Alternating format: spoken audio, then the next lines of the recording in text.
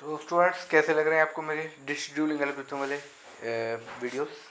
तो स्टूडेंट्स आज जो हम डिश शेड्यूलिंग एल्गोरिथम करने जा रहे हैं उसका टाइप है स्कैन हम करने जा रहे हैं।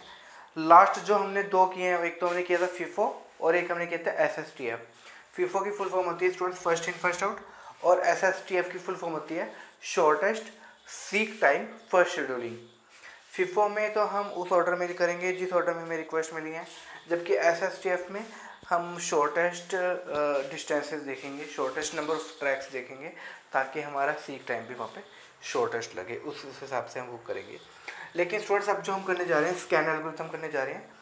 स्कैन एल्गोरिथम हमारा एक कॉर्नर से स्टार्ट होता है और दूसरे कॉर्नर तक जाता है। मतलब डिस्क के एक कॉर्नर से स्टार्ट करके हम दूसरे कॉर्नर तक हर एक रिक्वेस्ट को सर्विस करते हुए चलेंगे स्कैन एल्गोरिथम में। तो पढ़ते हैं स्टूडेंट्स इसके बारे में। तो स्टूडेंट्स क्वेश्चन वही है जो पीछे क्वेश्चन कि आपको एक डिस्क दी हुई है जिसमें 1000 सिलेंडर्स दिए हुए हैं और उनको हमने नंबरिंग कर रखी है 0 से लेके 999 तक। हमें नंबर ऑफ ट्रैक्स को गिनना है। Compute the number of tracks the disk are must move to satisfy all the request in the disk queue. तो डिस्क क्यू में सभी रिक्वेस्ट को सर्विस करते हुए कौन कौन से ट्रैक्स बीच में आए, उन सभी ट्रैक्स को हमें यहाँ पे कैलकुलेट करना है इस प्रोग्राम के अंदर, इस क्वेश्चन के अंदर। Assume the last request service was at track 345। इसमें हमें ये भी देखना है कि जो लास्ट रिक्वेस्ट सर्विस की गई थी वो कौन से ट्रैक पर की गई थी। तो 345 जो है लास्ट ट्रैक जो सर्विस किया गया था वो है।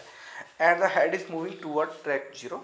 इस तरीके से मेरी जो डिस्क का हेड है वो ट्रैक 0 की ओर मूव कर रहा है। The Q in FIFO order contains request for the following tags.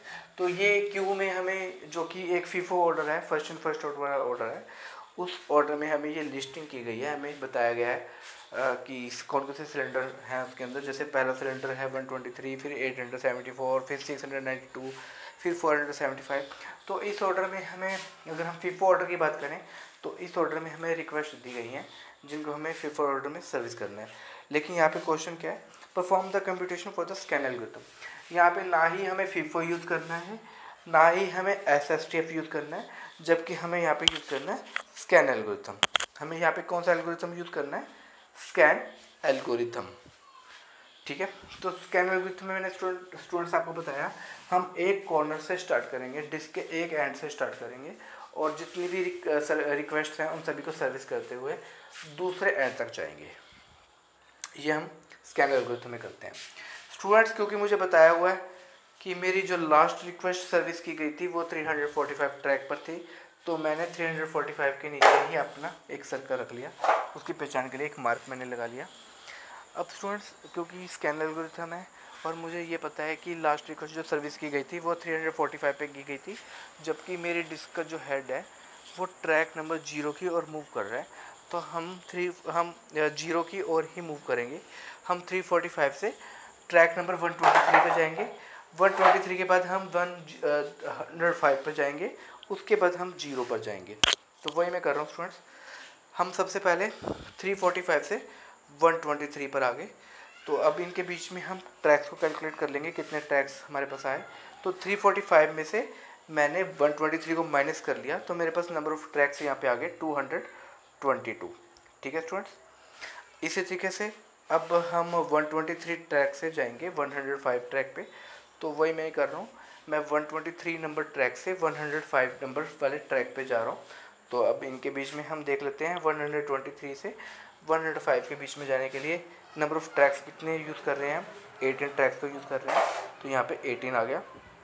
ठीक है स्टूडेंट्स, अब हम 105 से जाएंगे ट्रैक नंबर 0 पे और इनके बीच में नंबर ऑफ़ ट्रैक्स कितने आए तो वो हम कैलकुलेट कर लेंगे। 105 में से मैं 0 को माइनस करूँ तो मेरे पास नंबर ऑफ़ ट्रैक्स आ जाते हैं 105 है, मतलब हमने 105 ट्रैक्स को यहाँ पे कवर किया है। ठीक है स्टूडेंट्स, तो उसके बाद मेरा जो नेक्स्ट है, क्योंकि मैंने कहा है कि पहले हम एक कॉर्नर तक जाएंगे, एक एंड तक जाएंगे, फिर एक एंड से हम डिस्क के दूसरे एंड तक जाएंगे सारे रिक्वेस्ट को सर्विस करते हुए, तो वो हमारा स्कैन एल्गोरिथम होता है।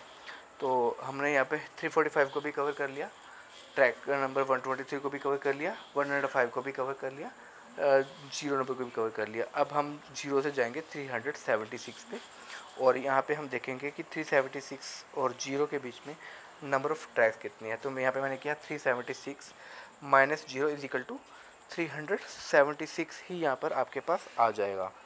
ठीक है स्टूडेंट्स, अब 376 से हम जाएंगे 475 तक, क्योंकि मुझे दूसरे एंड तक जाना है ना। तो 376 से हम जाएंगे 475 पे।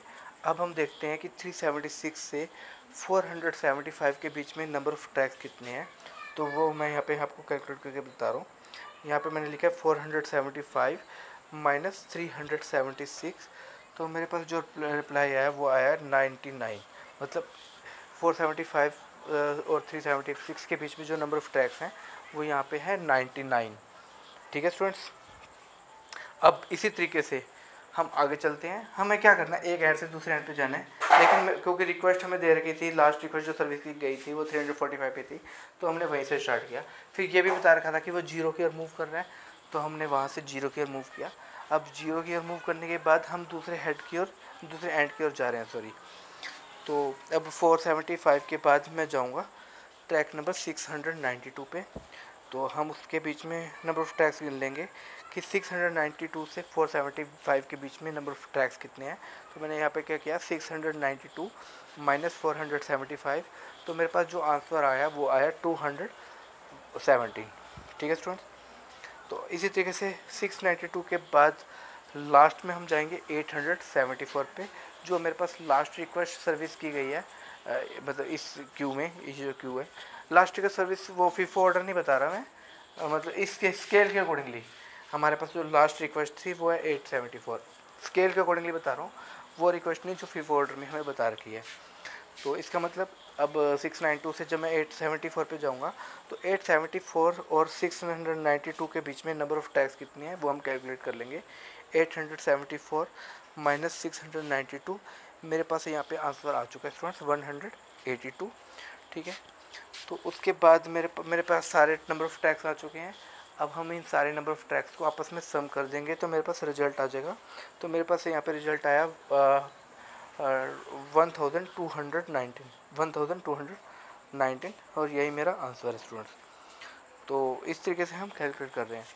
तो स्टूडेंट्स 345 से हमने स्टार्ट किया था, और जीरो के मूव करते हुए हमने नंबर ऑफ़ टैक्स को गिना। फिर जीरो से हम दूसरे एंड पर गए। दूसरा एंड जो था मेरा 874 पे ख़त्म होता है। जो मेरी दूसरी रिक्वेस्ट है वो वहाँ पे लास्ट रिक्वेस्ट जो कवर होती है वो 874 पर थी, तो वहाँ से तक मैंने सारे ट्रैक्स को गिन लिया। तो इस तरीके से मेरे पास नंबर ऑफ़ टैक्स यहाँ पे आ चुके हैं, और अब मुझे इन नंबर ऑफ़ टैक्स को डिस्प्ले करना है। तो नंबर ऑफ़ टैक्स को मैं सम करता हूँ। तो सम करने के बाद मेरे पास जो रिजल्ट आता है वो आता है 1219। स्टूडेंट्स, अभी तक हमने 3 एल्गोरिथम पढ़ ली।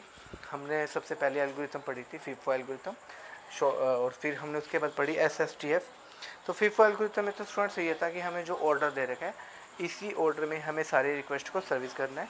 जबकि दूसरे टाइप की एल्गोरिथम थी SSTF, shortest seek time first scheduling बोलते हैं। उसमें हमने लास्ट रिक्वेस्ट जो सर्विस की गई थी वहाँ से तो स्टार्ट किया, लेकिन उसके नियरेस्ट में जिसमें कम डिस्टेंस कवर हो, कम नंबर ऑफ ट्रैक्स कवर हो, और कम से कम सीक टाइम लगे, उस ट्रैक को हमने गिना। ठीक है, तो उस ट्रैक पर गए, और ऐसा हम हर बारी करते रहेंगे जब तक मेरी सारी रिक्वेस्ट सर्विस में हो जाए। तो वो हमने किया था SSTF में। तीसरा जो अब हम करने जा रहे हैं ये था स्टूडेंट स्कैन एल्गोरिथम। और स्कैन एल्गोरिथम मैंने बताया कि हम लास्ट रिक्वेस्ट जो सर्विस की गई है वहाँ तो रहेंगे, वहाँ से हम एक कॉर्नर पर जाएंगे, मतलब एक एंड पर जाएंगे, डिस्क के एक एंड पर जाएंगे, सारे रिक्वेस्ट जो भी आई थी उनको सर्विस करते हुए। फिर उस एंड से हम डिस्क के दूसरे एंड की तरफ जाएंगे, और उसमें भी हम जो भी रिक्वेस्ट आई थी उन सारी रिक्वेस्ट को सर्विस करते हुए चलेंगे। इस तरीके से हमारी ये प्रॉब्लम सॉल्व हो जाएगी स्टूडेंट्स। तो स्टूडेंट्स, आगे आपसे वही रिक्वेस्ट है कि आप प्रैक्टिस करते रहिए। बिना प्रैक्टिस के कुछ नहीं है। हो सकता है कि आपको अभी समझ में आ गया हो, लेकिन जब तक आप इसकी प्रैक्टिस नहीं करोगे तो आप भूल जाओगे, और अगर भूल गए तो पेपर में गलत कराओगे। फिर आपको लगेगा कि ये तो मैंने अच्छे तरीके से पढ़ा था, फिर भी मेरा क्वेश्चन गलत हो गया, मैं सही आंसर नहीं दे पाया, मेरे मार्क्स कट गए। तो ऐसा हो जाता है स्टूडेंट्स कई बार कि हम ओवर कॉन्फिडेंस में प्रैक्टिस नहीं करते, हमें लगता है कि हमें आ चुका है और हम उसकी कोई प्रैक्टिस नहीं करते और पेपर में गलत कराते हैं। तो प्रैक्टिस करना ज़रूरी है।